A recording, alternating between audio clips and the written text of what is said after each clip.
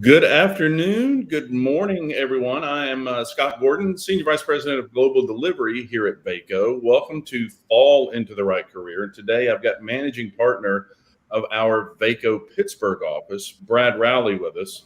Brad and I are going to spend the next 30 minutes or so talking about what trends he's seeing in Pittsburgh. And he's going to give us some insight on what our clients are looking for, as well as our candidates, and kind of what to expect.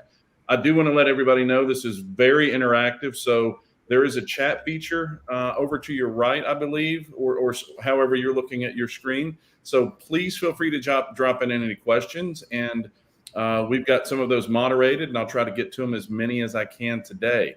Brad, thank you for having me. Coming from the Steel City, I'm surprised you're not waving a terrible towel. Or something like that, but I'm so glad to have you. And can you tell everybody, introduce yourself and tell us about your responsibilities in Pittsburgh, Pennsylvania? Yeah. Scott, first and foremost, thank you for having me on the show. Really happy to be here. Here in Pittsburgh. So lead a technology practice today. We've got a team of 5 professionals and focused on helping organizations with digital transformation. Awesome. So super excited to be here, and can't wait to get in. Let's do it. How long have you been in Pittsburgh, Brad? I know that you're a transplant. How long have you been there now?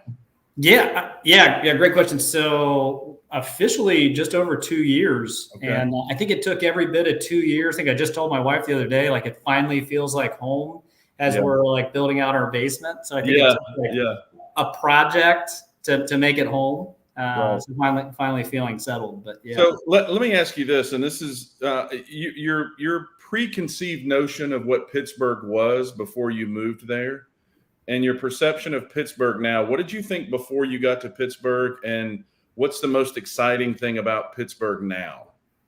Yeah. Truth be told, didn't really have a great understanding. I didn't have a network in Pittsburgh. It was really a pretty big leap for me personally and professionally. Sure. And I had no idea what the mountainous terrain that Pittsburgh is. Yeah. For anybody who's ever been in the city, it has some amazing views. And they still have inclines, which they've preserved over the years, which are really cool.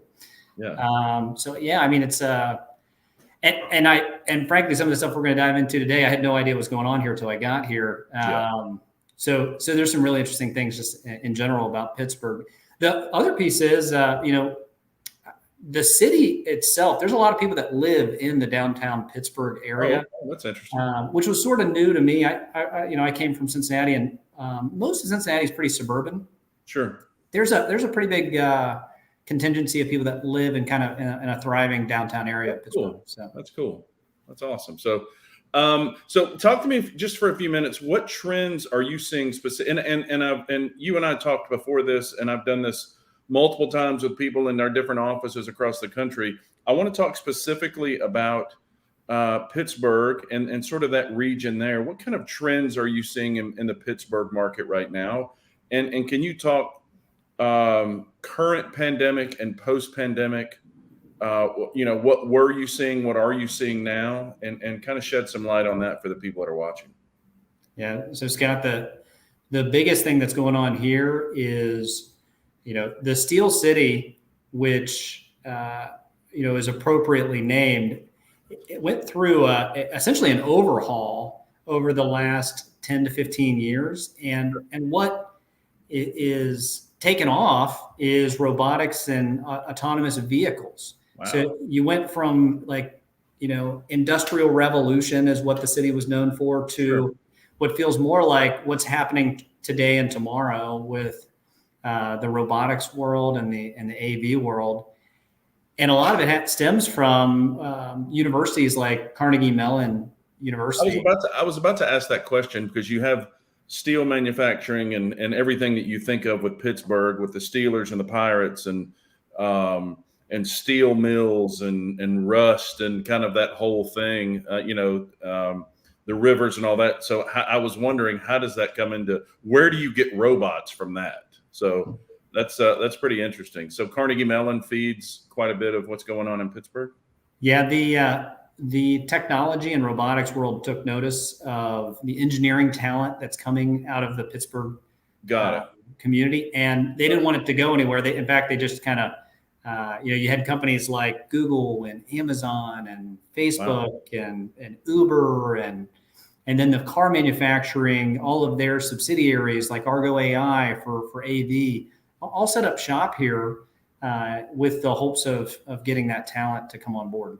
Right. So you spend thank you for that. But you spending the majority of your time, if not all of your time, in that tech space. What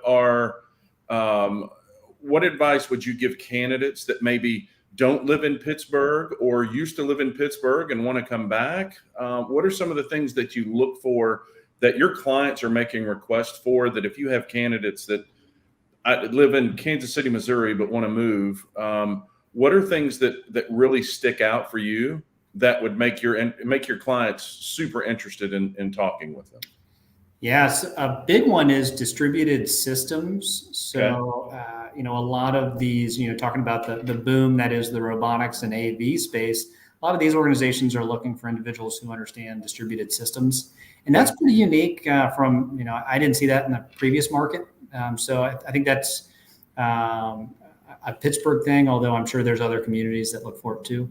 That's a big one. So if you have distributed systems, the Pittsburgh market is looking for you. I will tell you Can you talk about distributed systems, and for somebody that maybe just getting into tech or wanting to get into tech, or for the non-technical people that are listening, can you explain distributed systems? Oh man, I don't know if I could explain it. I don't know if I know it that well myself. I know it is an object-oriented language. Got it. Is my understanding. Got it. Yeah, that might be outside of my no my sweat. understanding. Yeah. No sweat. So what changes did you see? What's the biggest? And I know that we've seen in a lot of our markets this huge upward trend of opportunities post-COVID, if you will. If we are post-COVID, I think we are. I'd like to cross my fingers and hope that we are. What post-COVID trends are you seeing in Pittsburgh?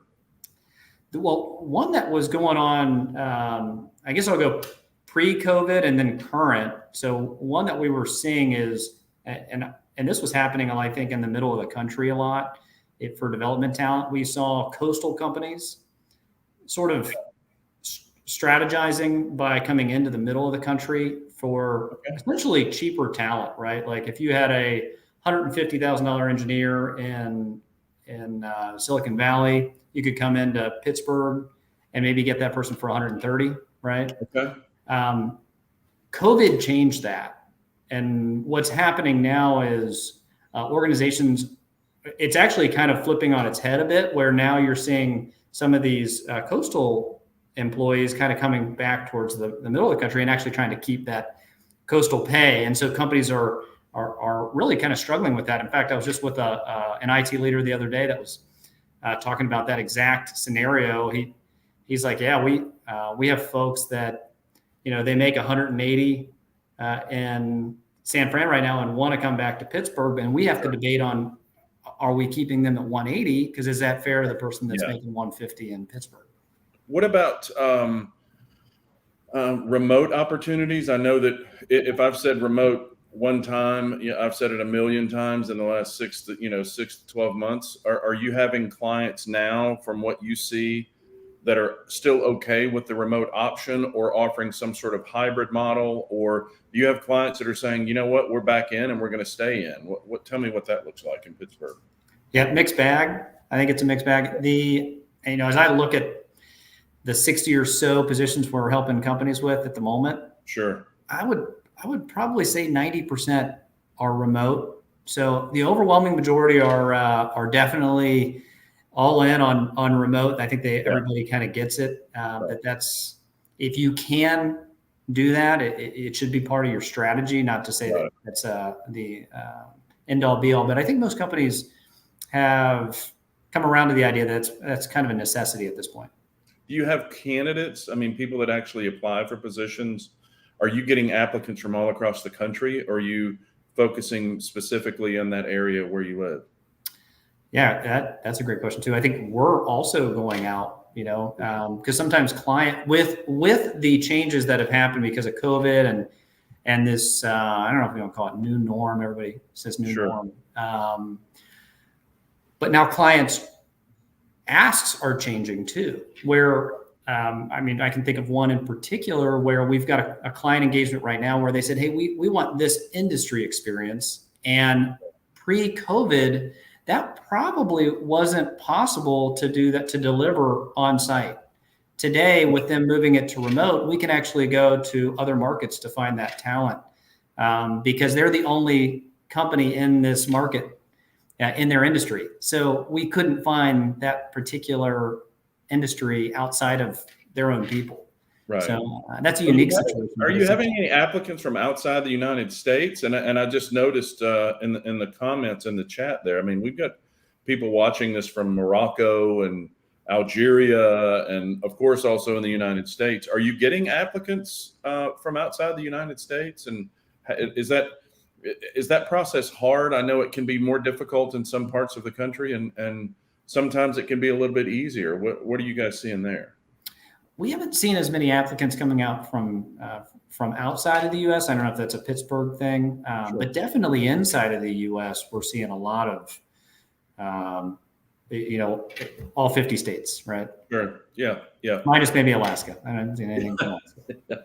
Who would? Yeah, it's or Hawaii. Who wants to leave Hawaii, right? Yeah. So of the clients you said you're working with, you said you've got about 60 plus open positions.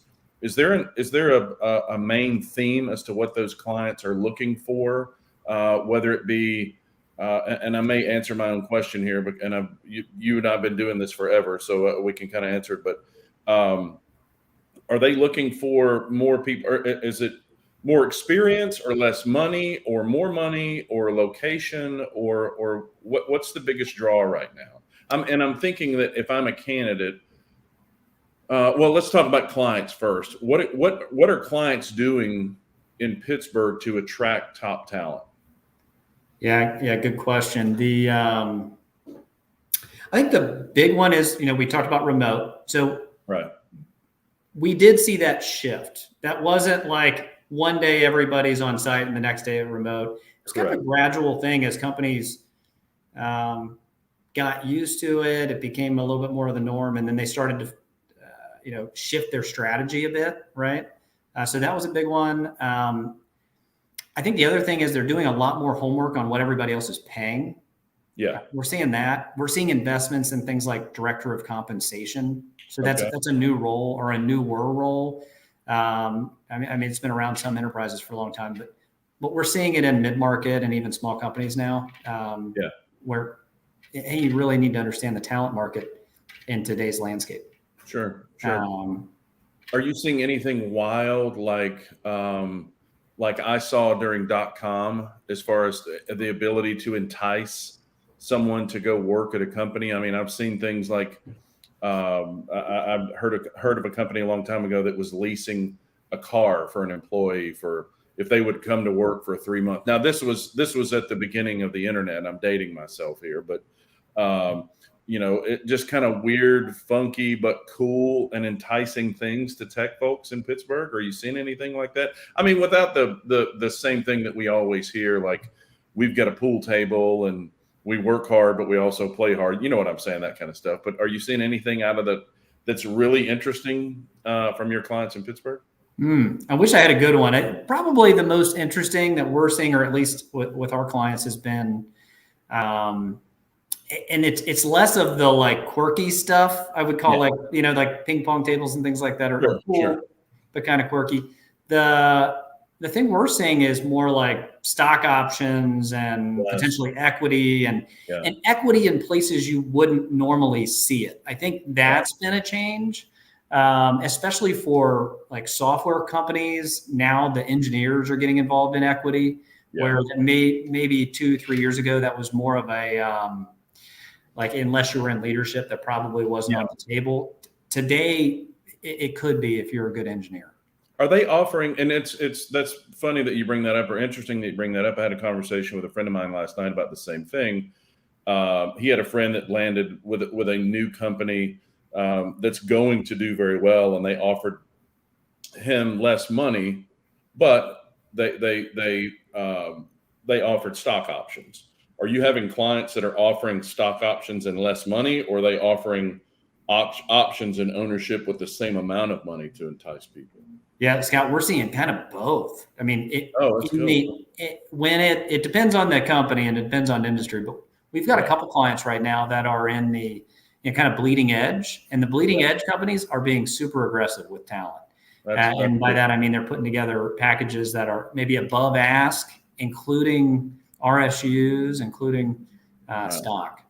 That's interesting. I mean, I think that with the conversations that I've had over the last couple of days and now talking to you, I mean, there may be kind of a trend to go that way, because I think people are looking more long term as far as their income, if you will. So if I'm a candidate, say I've got say I'm a recruiter, I'm your recruiter. I've got 3 candidates with 3 beautiful skill sets.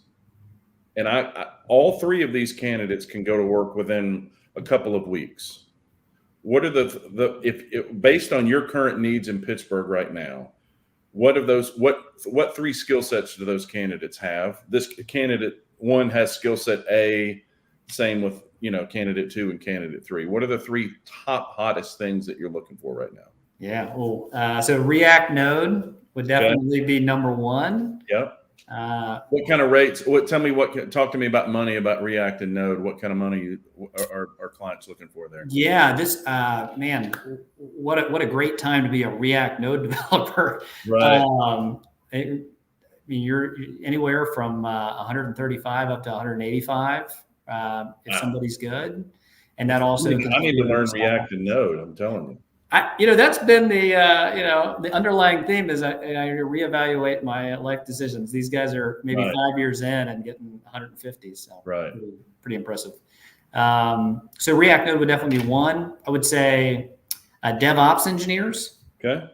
Number 2, and then anything to do with Agile. So if somebody's an Agile coach, Scrum Master, Agile BA, Agile PM, right now everybody's going through some sort of digital transformation. And they're leveraging Agile in some way, shape, or form. Right. Okay.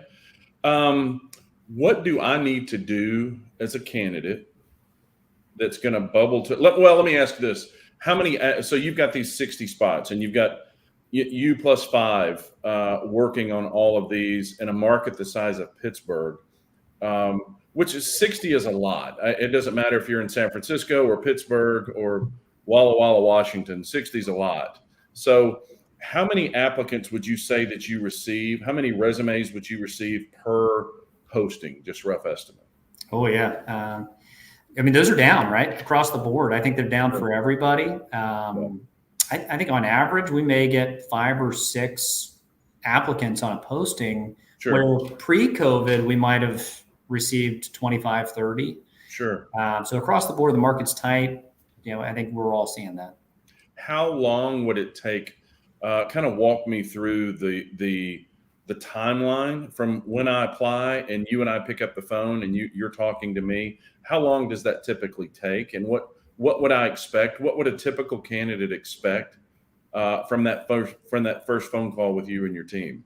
Yeah, that first phone call is really just a get to know you call. It's really understand who you are, what you like, what's the ideal match, right? We understand that sometimes when folks are searching, they may apply to a business analyst and then a product owner on the next one, right? So our goal is to really understand what really makes the candidate tick and they get excited about, and try to find that home run, right? We want to find the position that you're not just you could do, it's the one that you're passionate about. It's the team that you're excited about. It's the product that you can't wait to build.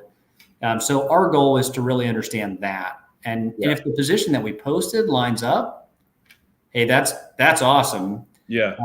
The reality is that that's a fraction of the time. More often than not, and Scott, you know this well, our first conversation in the first position we talk about usually isn't the thing that they land. It's usually the second or third. Correct. Yeah. Yeah. And I think that's what you all do so well. And I want to pat us on the back for that. I think that talking to one person one time about one job is not a good thing. I mean, we need to talk about multiple things over time and let the candidate decide. I had a question coming in from the audience, and it said, with it being towards the end of the year, is it the right time to switch jobs? What's your opinion on that, Brad?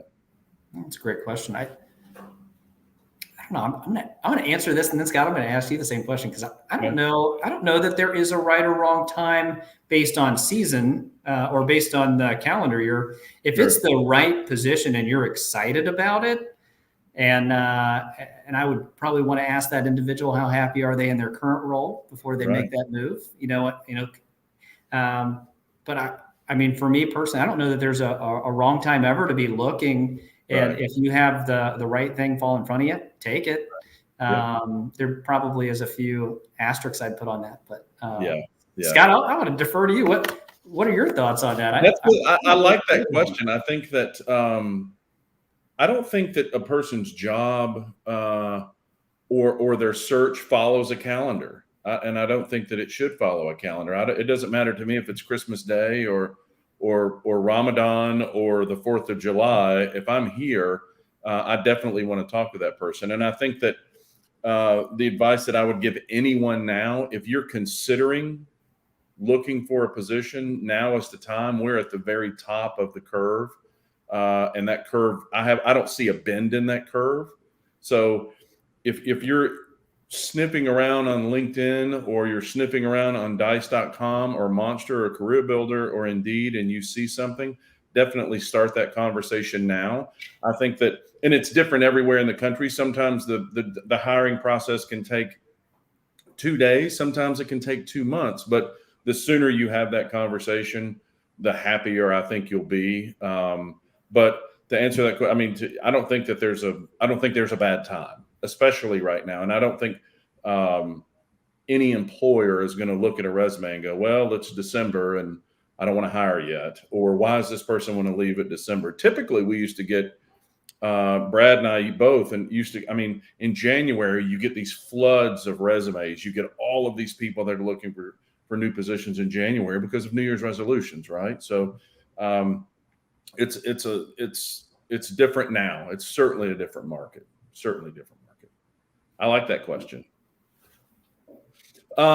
So let me see. Let's see. I'm looking at some more questions here. Did you see and I want to ask one question, and I don't want to beat on it too long, but with COVID, did you see when Pittsburgh shut down and the entire country shut down, were you able to determine any trends in the Pittsburgh area at that time? Or was it because we saw that, I think in March when everything closed, a massive dip and layoffs and things like that. Did Pittsburgh follow the rest of the country with that one down month and then it just started going bananas? Yeah, pretty much. I mean, the most apparent month for us was actually January of this year. Yeah. In January of this year, it was like, we were just talking about the flood of resumes that happened. Right. It was also the same with clients. All of a sudden, it was like the client demand, whatever, if you imagine a dam building, right, like the water behind the dam, and all of a sudden it breaks. Sure. That's what it felt like in in January of 2021.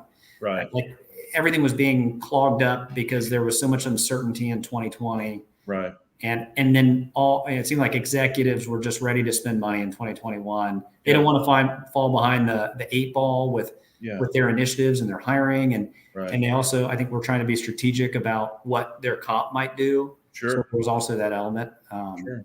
So and January was good. With technology, I mean, the reason that you and I are able to sit here where I am today and you in Pittsburgh is because of technology, and that stuff doesn't stop. And I think during the pandemic, people relied on technology so much more, if not only for video chat, but food delivery and, buying stuff on Amazon and things like that. And if you really sit back and think about it, it's the people that are behind the scenes in technology that are making that stuff work. And that it just increased. I mean, you saw bandwidth requests from streaming services just go through the roof because people were sitting at home.